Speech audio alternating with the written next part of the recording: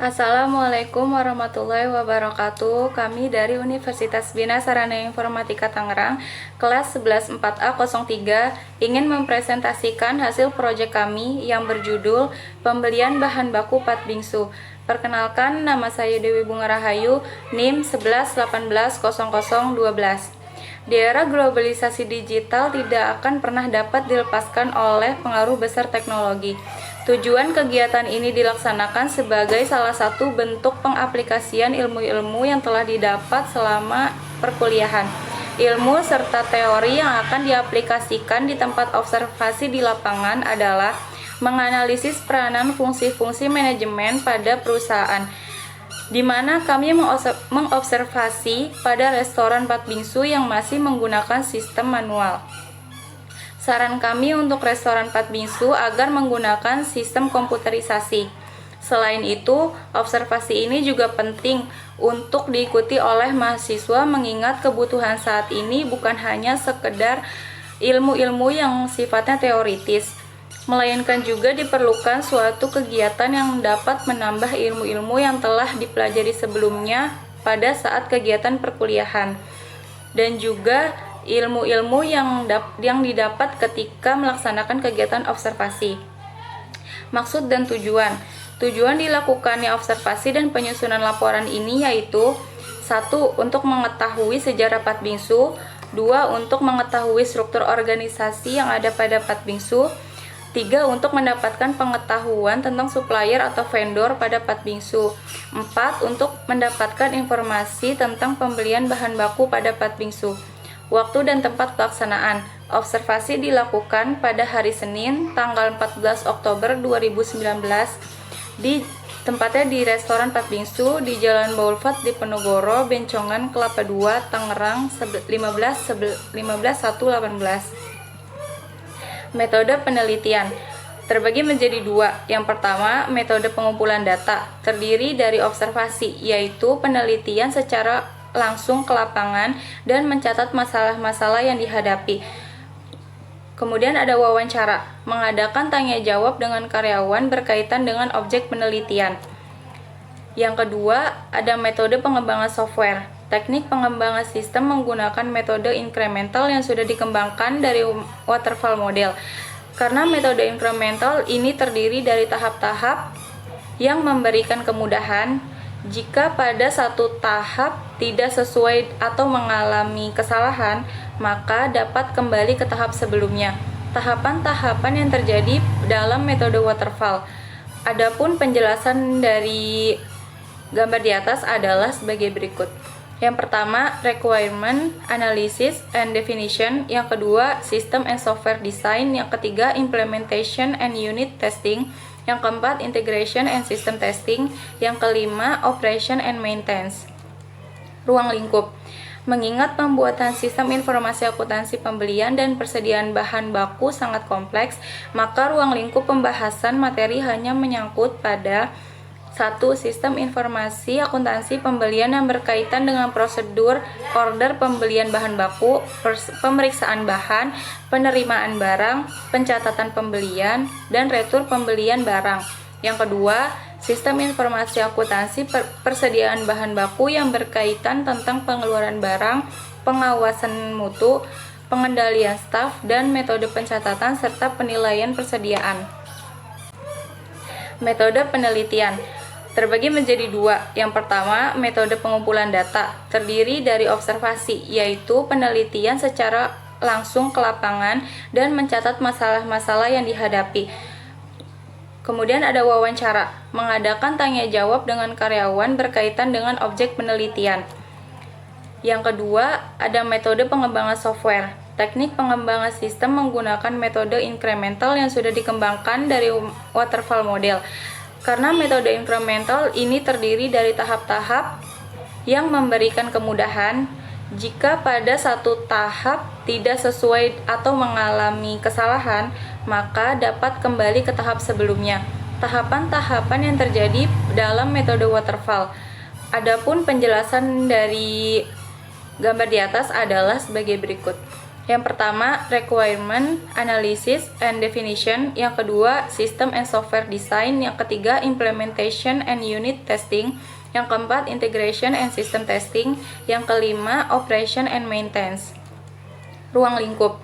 Mengingat pembuatan sistem informasi akuntansi pembelian dan persediaan bahan baku sangat kompleks, maka ruang lingkup pembahasan materi hanya menyangkut pada satu, sistem informasi akuntansi pembelian yang berkaitan dengan prosedur order pembelian bahan baku, pemeriksaan bahan, penerimaan barang, pencatatan pembelian, dan retur pembelian barang. Yang kedua, sistem informasi akuntansi persediaan bahan baku yang berkaitan tentang pengeluaran barang, pengawasan mutu, pengendalian staf, dan metode pencatatan serta penilaian persediaan. Assalamualaikum warahmatullahi wabarakatuh. Perkenalkan, nama saya Fatonatul Umi, NIM 11182074. Di sini saya akan menjelaskan tentang bab 2, yaitu landasan teori. Yang pertama, konsep dasar sistem.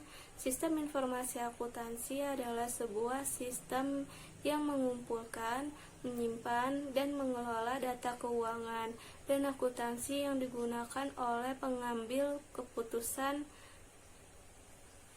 Lalu ada peralatan pendukung atau tool system, merupakan alat yang digunakan untuk menggambarkan bentuk logika model dari suatu sistem dengan menggunakan simbol-simbol, lambang-lambang, diagram-diagram yang menunjukkan secara tepat arti dan fungsinya.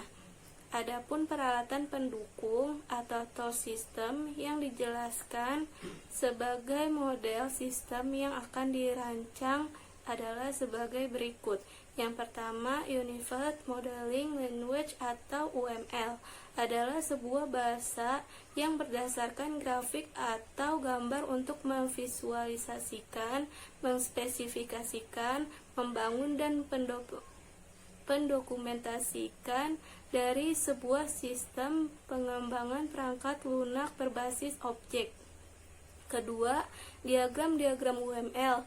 Berikut ini adalah definisi mengenai 5 diagram UML, yaitu use case diagram merupakan inti fungsionalitas koheren yang diekspresikan sebagai transaksi-transaksi yang terjadi antara aktor dan sistem. Yang kedua, class diagram, yaitu menggambarkan struktur objek sistem. Yang ketiga, sequence diagram, yaitu secara grafis menggambarkan bagaimana objek berinteraksi dengan satu sama lain melalui pesan pada sekuensi sebuah use case atau operasi. Yang keempat, state card diagram digunakan untuk memodelkan behavior objek khusus yang dinamis.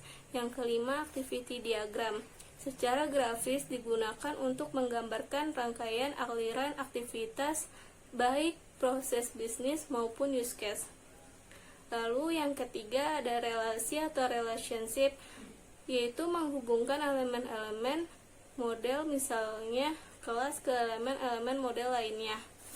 Lalu yang keempat ada entitas relationship diagram atau ERD, adalah suatu pemodelan basis data yang menghubungkan atau merelasikan antar entitas.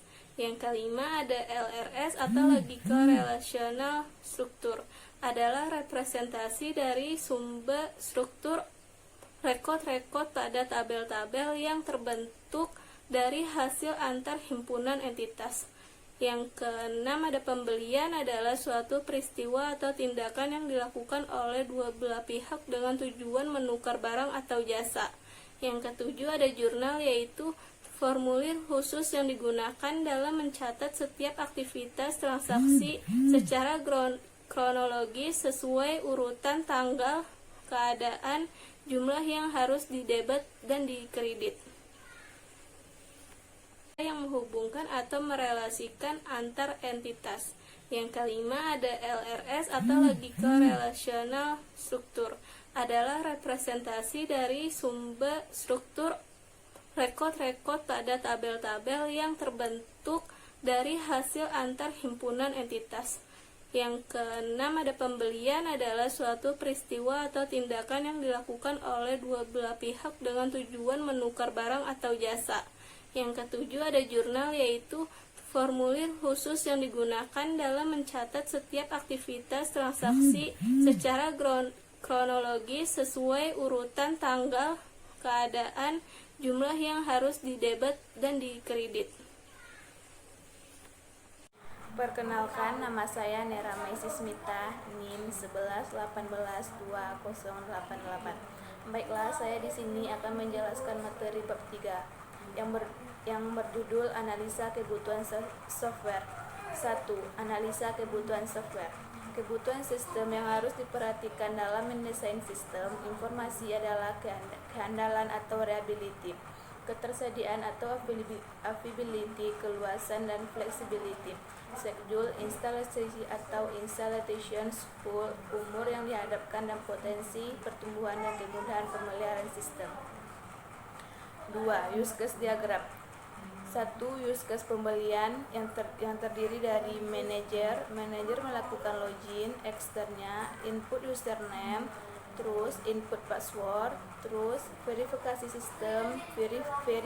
sistem. Manajer juga melakukan keluar.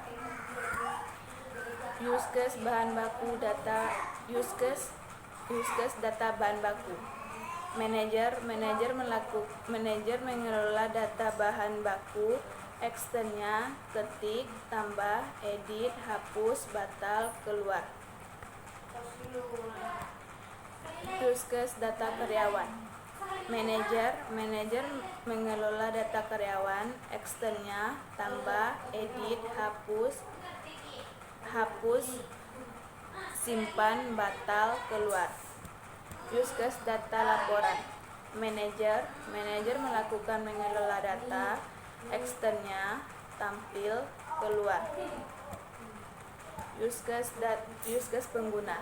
Manajer melakukan login, terus juga melakukan pilih menu master, eksternnya data bahan baku, data karyawan, data supplier. Manajer juga melakukan pilih menu master, menu transaksi, eksternnya penerimaan kas dan pengeluaran kas. Manajer juga melakukan pilih menu laporan. Use case data supplier. Manajer melakukan mengelola data supplier, eksternnya tambah, edit, hapus, simpan, batal, keluar. Use case data transaksi. Manajer melakukan transaksi penerimaan kas, eksternnya tambah, cetak, batal, keluar. Dan juga manajer melakukan transaksi pengeluaran kas, eksternnya tambah, cetak, batal, keluar. Perkenalkan, nama saya Nurulita Febriana, NIM 1182089. Saya di sini akan menjelaskan gambar pada activity diagram, yaitu pada bar memulai start, kemudian mengecek persediaan bahan, kemudian membuat formulir permintaan barang, menyerahkan formulir kepada bagian produksi. Selanjutnya bagian dapur mengecek persediaan bahan, kemudian membuat formulir permintaan barang dan menyerahkan formulir ke bagian produksi. Pada bagian produksi menerima formulir tersebut, kemudian membuat purchase order, lalu menyerahkan fotokopi PO dan menyerahkan purchase order kepada pemasok. Pemasok menerima purchase order, kemudian menyerahkan barang dan melampirkan faktur rangkap 2 dan menyerahkannya kepada bagian produksi.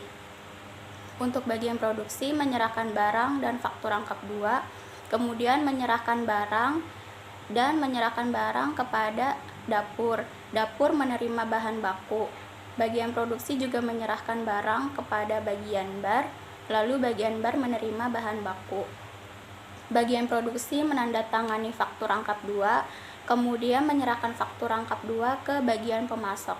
Bagian pemasok menerima faktur rangkap 2, lalu menyerahkan faktur kedua dan menyerahkan faktur ke-1, kemudian stop. Pada bagian kasir melakukan laporan pembelian, menyerahkan laporan pembelian ke bagian manajer, lalu manajer menerima laporan pembelian, kemudian stop.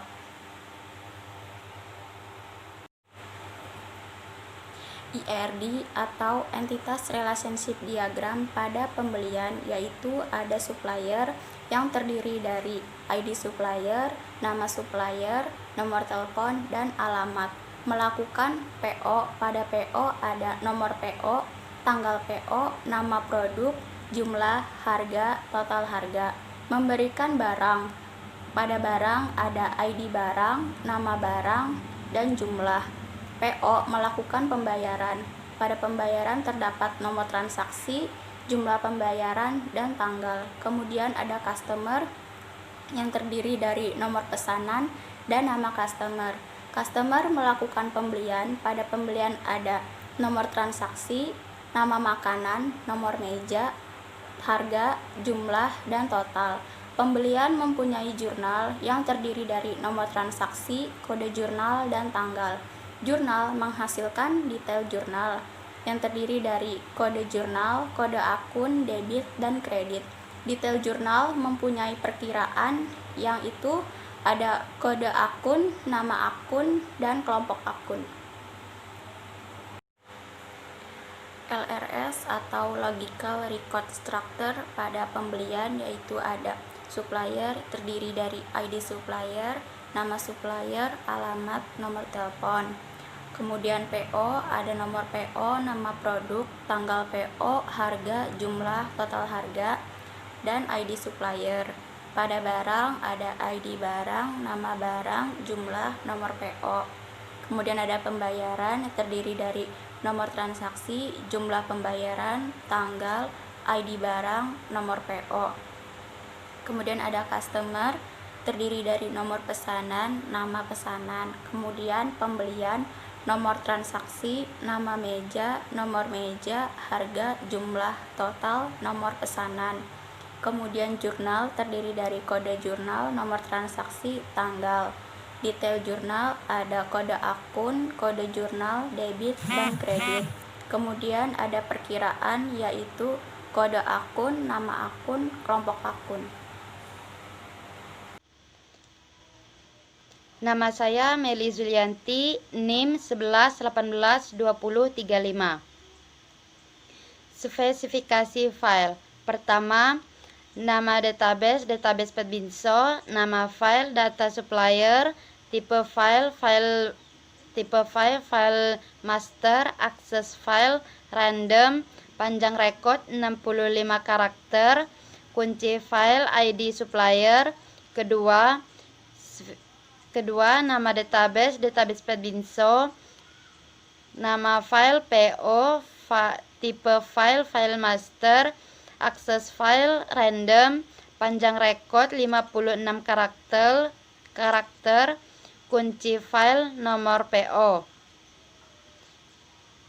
Ketiga, nama database Petbinso, nama file barang, tipe file master, akses file random, panjang rekod 27 karakter, kunci file ID barang.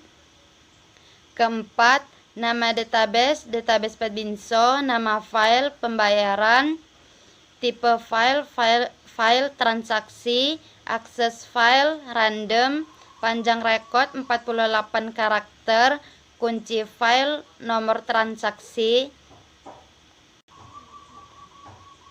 Kelima, nama database Petbinso, nama file, perkiraan, tipe file transaksi, akses file random, panjang rekod 44 karakter, kunci file, kode akun. Keenam, nama database Petbinso, nama file jurnal, tipe file transaksi, akses file random, panjang rekod 31 karakter, kunci file, kode jurnal. Ketujuh, nama database Petbinso, nama file detail jurnal, tipe file transaksi, akses file random, panjang rekod 32 karakter, kunci file, kode akun. Ke-8, nama database Petbinso, nama file, customer, tipe file, file master, access file, random, panjang record 23 karakter, kunci file, nomor pesanan. 9. Nama database Petbinso, nama file, pembelian, tipe file, file master, access file, random, panjang record 54 karakter, kunci file, nomor transaksi. Sequence diagram, ada kasir, form login, control login, data user, menu utama. Pertama, isi user password. Kedua, user password. Ketiga, data user. Keempat, validasi user. Kelima, username password salah.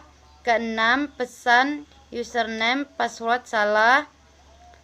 Ketujuh, menampilkan menu utama. Ke-8, menampilkan menu utama. Ke-9, menampilkan menu utama. Ke-10, menu utama tampil. Sequence diagram, ada kasir, forum login, control login, data user, menu utama. Pertama, username password. Kedua, username password. Ketiga, data user. Keempat, validasi user. Kelima, username password salah. Keenam, pesan username password salah. Ketujuh, menampilkan menu utama. Ke-8, menampilkan menu utama. Ke-9, menampilkan menu utama. Ke-10, menu utama tampil. Terus ada kasir, forum data transaksi bayar, kontrol data transaksi bayar, data transaksi bayar. Pertama, isi kode transaksi. Kedua, cek kode transaksi. Ketiga, cek kode transaksi. Keempat, kode transaksi dibuka. Kelima, kode transaksi. Keenam, transaksi. Ketujuh, isi transaksi pembayaran. Ke-8, data transaksi pembayaran ditambah. Ke-9, tambah data transaksi pembayaran. Ke-10, tambah data. Ke-11, data transaksi pembayaran berhasil ditambah. Ke-10, data transaksi pembayaran berhasil disimpan. Deployment diagram, ada web server, database request, database browser, page request, terus skin browser. Oke, di sini saya akan menjelaskan hasil dari pemrograman kelompok kami. Pertama, klik dulu XAMPP-nya. Nah, modul Apache sama MySQL-nya, klik Start. Lalu buka browser, ketik localhost phpMyAdmin.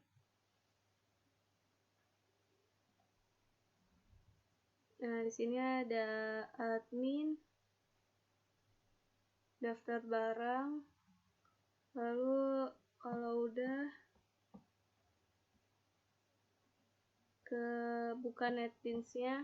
Nah, di sini namanya pembelian bahan baku. Web page-nya dibuka dulu. Nah, di sini ada daftar barang, indeks, input get barang, tampil nama barang sama utama. Source package-nya. Di sini ada kontrol, server, new server Java sama koneksi. Lalu ada di modenya ada di new class Java.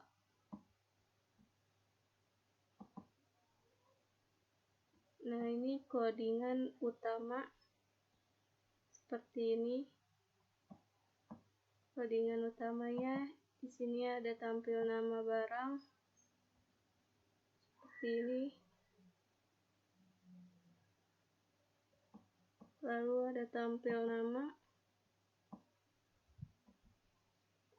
Codingannya seperti ini.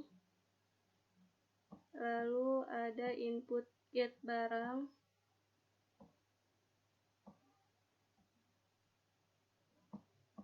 Kemudian ada input get.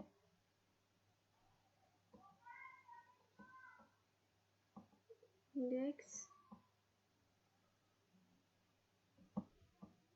Lalu ada daftar barang.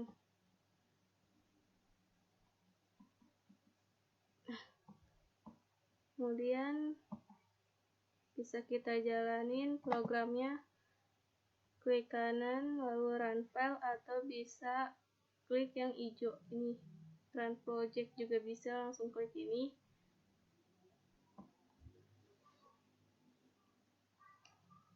Oke, tunggu sebentar.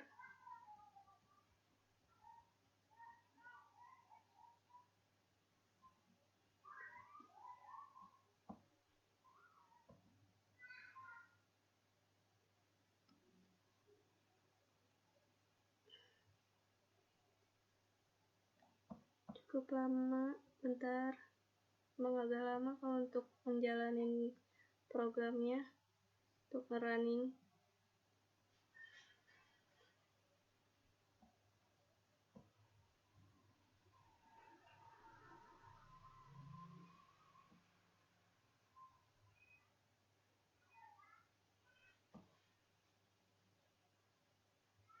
Nah, nanti tampilannya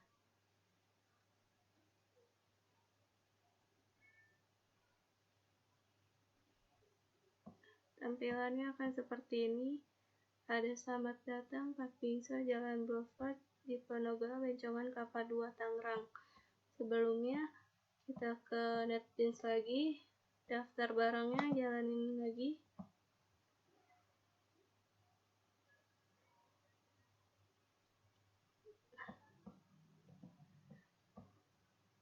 Nah, di sini ada login admin, klik login adminnya. Kalau udah ada username sama password, ketik dulu username-nya. Kemudian klik login. Nah, kalau udah berhasil nanti akan ada tampilan seperti ini. Masukkan data pembelian barang. Di sini ada kode barang, stok, nama barang, jumlah, harga, jenis, total bayar. Nah, sebelumnya lihat dulu di sini ada bahan-bahan bakunya seperti ayam, saus, topoki, sama es krim. Nah, coba kita buat di sini, masukin datanya. Ada kode barang BLW NCN01. Ini kita ketik BLW NC01. Nah, di sini stoknya, di sini lihat dulu stoknya ada 150. Kemudian nama barangnya ayam. Terus jumlah pemesanannya misalkan 10 ekor. Lalu harganya di situ ada 40.000 per ekornya. Terus jenisnya kita pilih ayam. Total pembayarannya itu di sini berarti 40.000 dikali 10 berarti 400.000. Nah, kita klik proses untuk menginputnya. Kalau udah hasilnya kayak gini, ini udah bisa ke input. Terus kalau udah misalkan mau nge-input lagi, kembali ke from input. Nah, bisa di-input kembali. Terima kasih. Sekian dari pemrograman kelompok kami, kurang lebihnya mohon dimaafkan. Assalamualaikum warahmatullahi wabarakatuh.